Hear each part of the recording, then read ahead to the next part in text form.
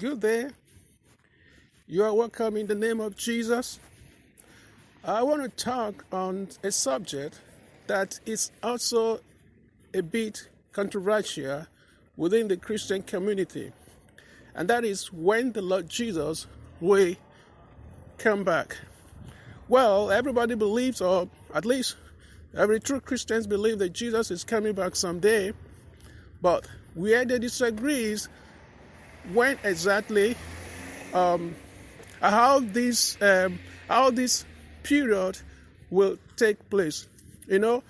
We also believe that when he comes back, that the Christian, the saint, will join him. But some people have a lot of different perception how this should take place. And when you look into the statement of Jesus, Jesus described the sign of his second coming in the gospel. And then when you look through it, Matthew and Mark, they say the same thing concerning the coming of Jesus, but the Luke in his own explanation differed a little bit. And I think that's where the problem comes in, that some people, when you look into the Luke chapter 21, verse 36, it said, watch ye therefore, and pray always, that ye may be accounted worthy to escape all these things that shall come to pass, and to stand in the front of the Son of Man. Now, it seems it was only Luke that actually insert this verse into the gospel. Now, it was not written in other gospel, Matthew or Mark, this way. And in Luke, the time that he will come was not also written clearly in Luke, whereas in Matthew and Mark, it said, after the tribulation of those days, the Son of Man will appear in the cloud with great powers and glory, and then with a trump, and then he will send his angels to get all his elect all over the world. Now, this has similar bearings in Matthew and Mark, but in Luke, it was different. Luke did not say exactly when the Son of Man will appear. And then, now he inserts this into it, that watch ye therefore and pray, that ye may be accounted worthy to escape all these things. Now, if you take this verse in isolation, you begin to think that any moment rapture is what this verse is talking about. But if you try to look into this verse in context, you will understand that it's not talking of any moment rapture. Because the Bible doesn't contradict itself. And if you look into the account throughout the whole Bible, passages, both the Old Testament and the New Testament, concerning the God's timetable for the end of time, then you will see they all agree as the event, the timetable, and what is going to happen, before, and things that some things will take place. So if you look into the correlation, to the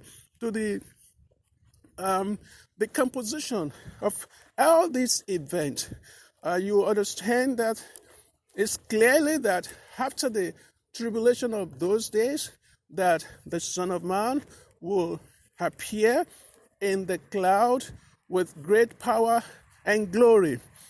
But now, with this verse of Luke 21:36 that said, watch ye therefore and pray always, that ye may be accounted worthy to escape all these things that shall come to pass, and to stand before the Son of Man.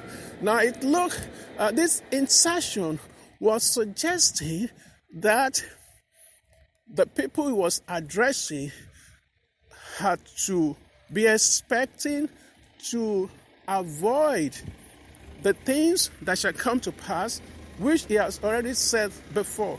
But if you look at it in the context, you will see that This is not what he was saying. And I'm sure it was this book of Luke that caused a lot of confusions in the early church. There was, if you look at it, a lot of people were, they were no more at peace because they were thinking Jesus has come back, because they were thinking that, that maybe the rapture has taken place and all these sort of things, and then Paul was addressing the Christian and was telling them that you should not be troubled because if some people were writing you letters as if it were from the apostles, or some people were telling you as if they've had a spirit speaking to them, as if Jesus has already come back. And John also addressed the people. Some people were worried as if Jesus has come back. Now, give them a full details of what the events that will take place, before Jesus should come back. And the purpose of that is for people to know that some certain things will not happen until certain things have happened. John said, that you should, that the day will not come unless the son of perdition has been revealed, and there be many falling away first. Now, you see, it is the son of perdition will actually, through his attitude and the way he's going to attack the Christians, will actually lead to many backsliding. Because, he's in charge, he's in control. And if you are in a situation whereby the political leader is actually against the Christian belief, there is always a tendency for the weak in faith, for those that have not actually, who do not have the extra oil in their lamp, to easily to fall astray, to fall away. And, he said during that time, there will be confusions within the Christianity because many shall be offended. They will hate one another. They will betray one another. And because of this iniquity. Now, he said, when he said that, because iniquity shall abound, the love of many shall wax cold. If you look at it very well, it's not saying because of the iniquity generally in the world. It must be an iniquity that will affect someone's faith, that will make that faith to grow cold. I mean, there is always iniquity in the world. People commit sins here and there, but that doesn't affect your individual faith. Now, you're not going to stop loving God because your neighbor is a fornicator, your neighbor is an adulterer, or someone is a murderer. No, you're not going to stop loving God because of that, because this has always been. The sinners have always been committing sin from the time, and the devil had always been tempting a lot of people to commit sin from the time. So that is not going to be the reason why your love for God will wax good. But when it comes to it, that your trusted friends, your pastors, your fellowship leaders, those people that you think they are real Christians, are the one that is betraying you.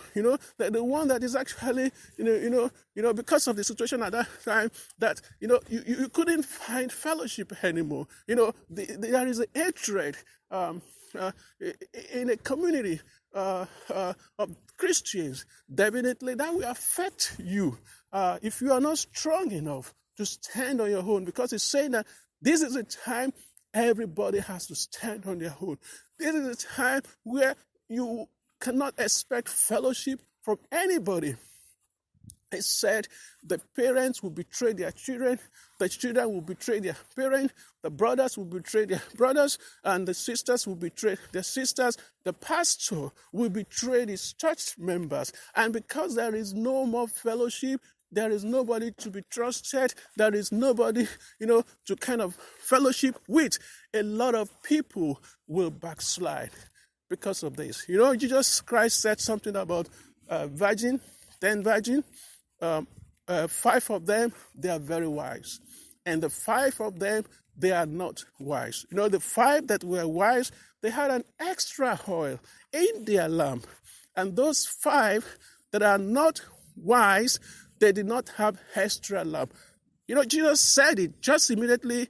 He said, he gave the signs of his coming in Matthew 25. And that is to show you that what Jesus is trying to say is this: the time when people were expecting him to come, all the 10 virgins, they were actually expecting his coming.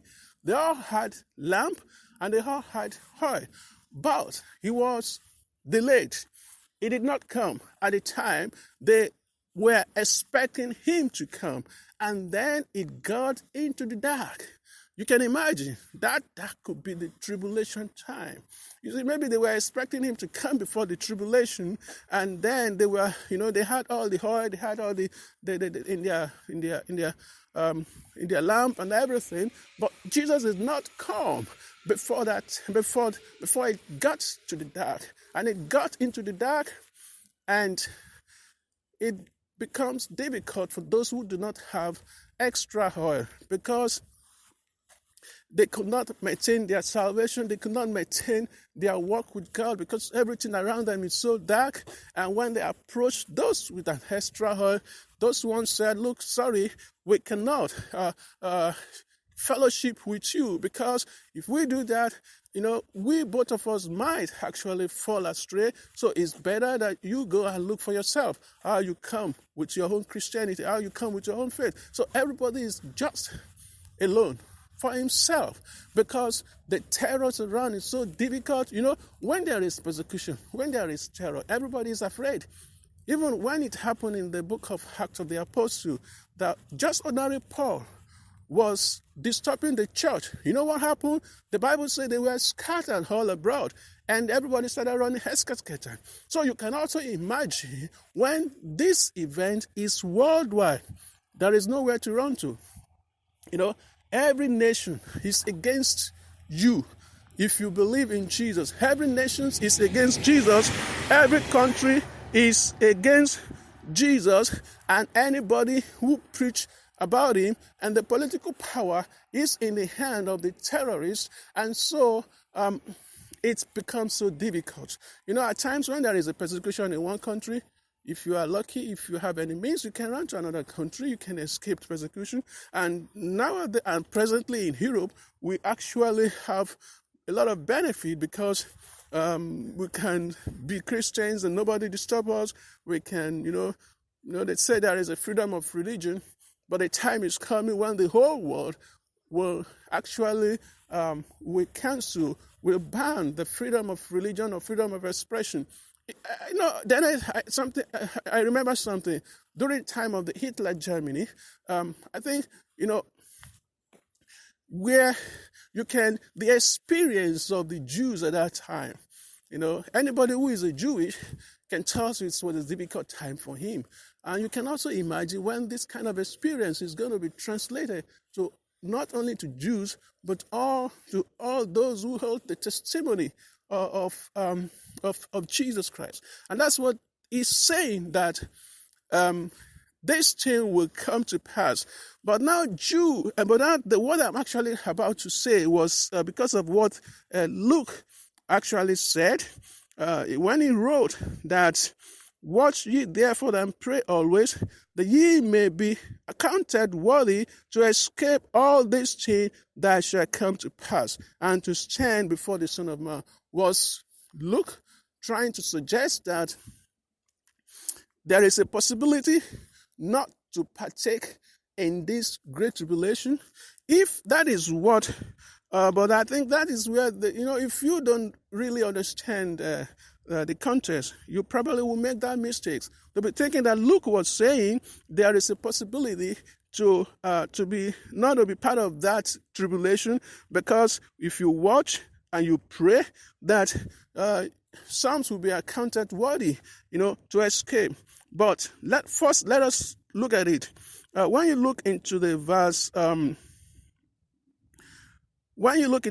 28, it said, when this thing begins to come to pass, look up, lift up your heads, for your redemption draw near. Now, he said, when this thing begins to come to pass, all these problems and tribulation, he said, don't be discouraged. He said, don't